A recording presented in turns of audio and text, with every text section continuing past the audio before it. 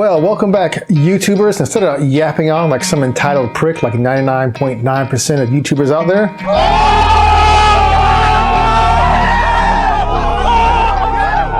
this is my review of the PYLE BT694BT. Let's get right to it.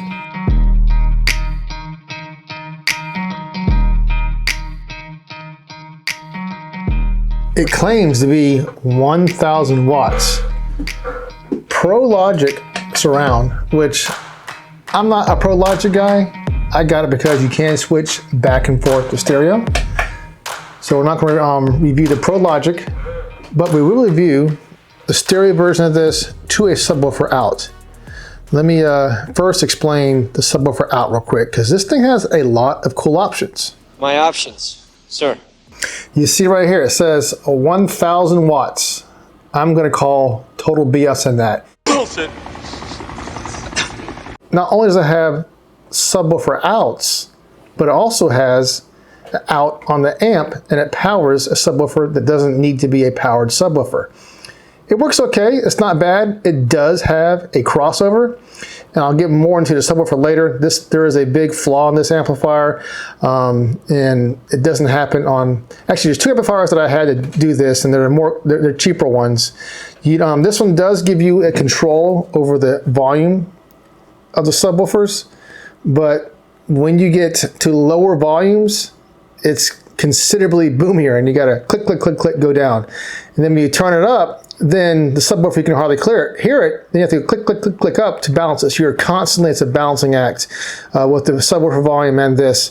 And I thought it might have been the fact that I was using subwoofer outs to my DIY power sub setup. Let me show you what I'm running down underneath. Basically, it's just an inexpensive car amplifier that I'm running a 12-volt converter to. This is friggin' awesome. Are you looking at this shit? This is beautiful. And I've run this on the other amp, and it does not have this issue. So I know it can work fine. And the output on this and the output on the amp itself has that same really, really loud boomy issue downstairs. Like when you start turning the volume down, you know, it gets really, really boomy at low volumes. Like I said, you gotta go click, click, click, click, turn it down. I like an amplifier that when you're turning up the subwoofer and the volume for your main speakers, it's a nice linear path, right? And the bass doesn't do one of these roll-offs. The bass was too boomy down, like, you know, at low volumes, and then when you ramped up the volume, it kind of like tapered off. And you're doing this weird balancing act, and that just may be because it's a cheaper amplifier, but the one I had downstairs is an older one, and it's cheaper, and doesn't have that issue. When I say older, I'm talking about 2008, guys. I didn't get that thing that much credit back in the day for only being a $100 amp from Radio Shack, but now that I hear it against other ones that are more expensive, that thing's a true gem. So, of course, you know, you have your inputs here, and inputs go in here, and then you can click them to go out to one monitor if you want. I was seeing if there's any type of setup going from this out to a monitor. I couldn't find that. I couldn't find anything in the manual like some of the nicer amps. You can go there and adjust everything and balancing out. This one doesn't have any of that. So like I said, I'm just running this to the auxiliary from my PC, because I want to make this an ultimate gaming setup. I'm going to tell you guys all the issues I had with it, and they may or may not be a deal breaker for you. So let's go ahead and hook it up. And one more thing too is, when you turn it off, it always defaults. If you're over here at DVD or whatever optical, whatever input you're at, it always defaults. You turn it back on to auxiliary. So if you only have one input, the main input, make sure it is on auxiliary, because it will always default to this guy right here. So let's go ahead and hook it up, and then I'll run through some of its settings in here and some of its quirks. Let's do it. Okay, you're gonna notice this. Watch this. This thing has the blue light from hell. Holy moly, look at that. Look at that thing staring your face. That's one pretty bad quirk, but you can, that wasn't a deal breaker for me, because I could put some tape over it. So, one thing you need to be aware of, if you're running a powered subwoofer out, when this thing goes off, turn off your subwoofer. The reason why is because it goes thud. And I've looked at the speaker, and it goes boof, boof whenever you turn this thing off. And I'm not going to do it. So if you have a powered subwoofer, make sure you turn the sub off first, then turn the receiver off. And let's go over a couple of things real quick. Let me go and find a song to play that's not copyright first. Oh, but before we get on to that, let me go ahead and bring this up right now. Whenever the amp's on, listen to this. Hear that? It does have a slight low hum to it. So we have our remote here, and you're gonna need the remote to control your subwoofer volume. So if you ever lose your remote, actually you might be able to, let me see. Menu, treble, subwoofer, yes, you can control it here too. But like I said, the subwoofer is so touchy at low volume, so boomy, and then when you turn it up, the bass just rolls off and you gotta go up. And look at this, it gives you like the most ridiculous spread on volume too. Watch this. Holy moly, 63 down to 0. It would have been nice, maybe 1 to 10. You know what I mean? That much control is just stupid. Maybe even like 20 at the most, but it goes all the way up, 63. You know, they couldn't even round it off to like 60 or something. They couldn't round off it. They put it at an odd number. All right, so let's go back down. I notice at louder volumes, it wants to be around 45. That's for me. But then when the volume goes low, it is so freaking boomy, you gotta turn it down to like this. So you're gonna need this. There's your volume here, up and down, your volume right here. And of course, you got your treble, you know, your bass. And then, like I said, I don't have Pro Logic, so your left surround, you can't adjust the volume, right surround, you can't adjust the volume. It'd be really nice if it had volume controls for left and right, like my amp downstairs. That really, really allows you to fine tune your subwoofer with your main speakers on, you know, a simple device like this. It's inexpensive. So let me go ahead and play it. You're not gonna be able to hear it, but I'm going to show you on the volume. I'll step you through it where it sounds best at certain levels. Like, it is super boomy downstairs, and you'll hear the fan in this thing, which is the deal breaker for me. I could deal with all the other stuff. It's just the fan in here, since I'm using this on my computer, that was a deal breaker for me. But it might not be a deal breaker for you, because if you're on a couch and it's 6 feet from you in a cabinet, you're not going to hear it. So that might not be a deal breaker for you. So let me go ahead and play some royalty-free NFX. All right, here we go. You can't hear it, but the volume's low. Oops. And it is boomy as shit. I got to turn it down to around here. But the problem is, when you want to start jamming out, I can barely hear the subwoofer.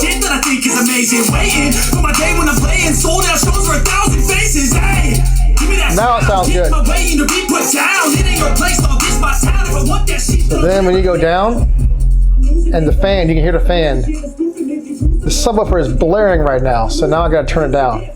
So that's super annoying. If it had a knob right here, maybe it'd be better. And also, it doesn't have, I thought this over here was a mic input, but was a headphones input, but it's 2 mics. You got a USB here to play music, but I really could give 2 shits about playing music from the USB. Oh, but the good thing is when you adjust the bass with the main speakers, it doesn't adjust the bass for the subwoofer, so that's independent, which is good. You want that in an amp. And like I said, let me go ahead and just pause this. You got to hear that. The fan for me was a deal breaker because it's so close. That's why it's going back. But I still want to give you guys a review on this because it might not be bad for everyone depending on your taste or how much money you want to spend. Now let's run through the menu real quick. Of course, on my setup, this is just for my computer, so it's continuously on on auxiliary. It does have a Bluetooth. I tested it out. We'll get to that in a second. But let's run through the menu. Of course, you got your treble. You can adjust your treble in the menu. Adjust your bass, -12. And like I said, it's good that it doesn't adjust the subwoofer volume. I've had some, mini amplifiers that I've sent back that have a sub out. There's no way to adjust the level. And then when you turn up the bass on the amp, then the subwoofer volume goes up and it's just a horrible, horrible subwoofer out. Then miles not even have it. At least this one, your bass is definitely separate. So you can adjust that just for your stereo speakers or whatever your surround speakers, I think, independently from your subwoofer. Now, left and right. Now this is, I thought this was hilarious. I don't really care about left and right. I never really use it, but I like to see how it works. If you go one click, gosh dang it. If you go one click this way, it turns off a speaker. But look, it goes all the way this way.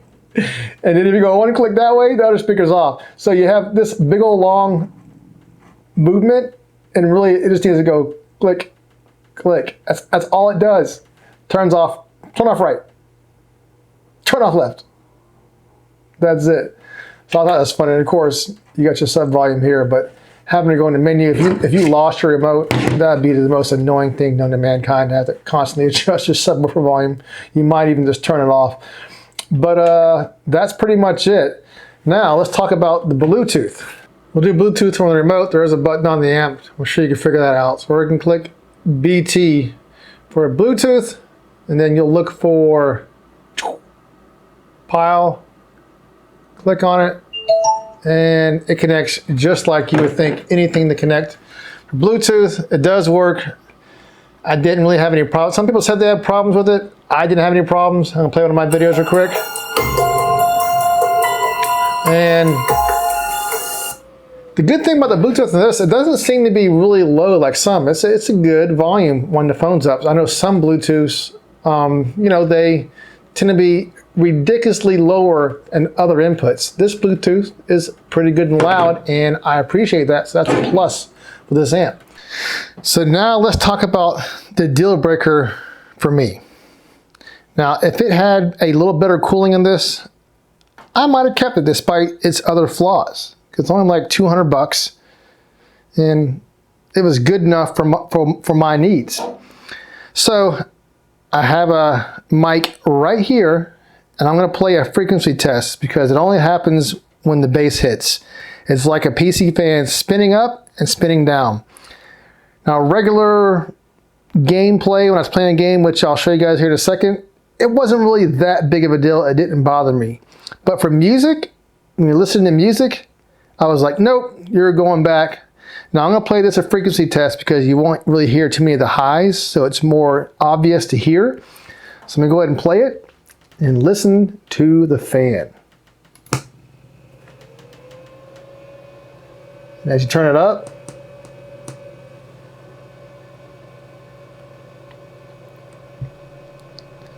I mean, it's pretty loud. If you're watching a movie and there's a rumble going on, you would hear the fan. But if it's across the room, it might not be too bad. Now I'm going to stop it. Hear it spin down. And for me, that was a deal breaker. I probably could have figured out a way, if I kept it, to take it apart, put a different fan in there that was quieter to cool it just as well. But I just picked it up, and there's no way I'm going to break into a brand new product to have to fix fan noise. That's just me. Okay, so the gaming experience, this is my first time I spent time to make really good mid-range drivers, which they actually go pretty low, and put a subwoofer in the room where my computer is. I've done stuff on the Xbox in a bigger room, but in this smaller room, with these speakers being more directional, and this the sheer lowness that I tuned that subwoofer to, that's a DIY subwoofer, it will shake the room. And when you're playing this game and you're hearing some of those highs that are really directional, it absolutely blows away the experience that headphones give you. I'm talking about, like, it really immerses you into the game. And with this amp, I don't really hear any of that, you know, noise with the fan playing the game. I just don't hear it. I don't notice it. So for our experience for playing video games, I would think it would be just fine. But since I listen to music also, I want it to be good with both platforms, gaming and just listening to, like, you know, my beats, my jams, if I want to, in the same room. I want to cover both areas of the spectrum. These headphones, I'm telling you, these are really, really good headphones. They go really low. crisp, clean highs. Some of the best headphones I've ever had. They're like over 200 bucks when I bought them back in the day. But this right here, it's like when I first played the game with this setup, and you're hearing these buffalo robots trampling around in Horizon Zero Dawn, shaking the floor.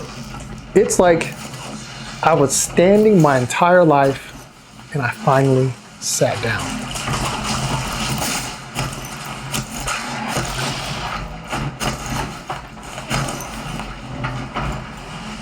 So, is the pile of crap truly a pile of crap? Yes and no. It has some really nice features, and it's a shame that there's just about a handful of things that makes this a deal breaker for me.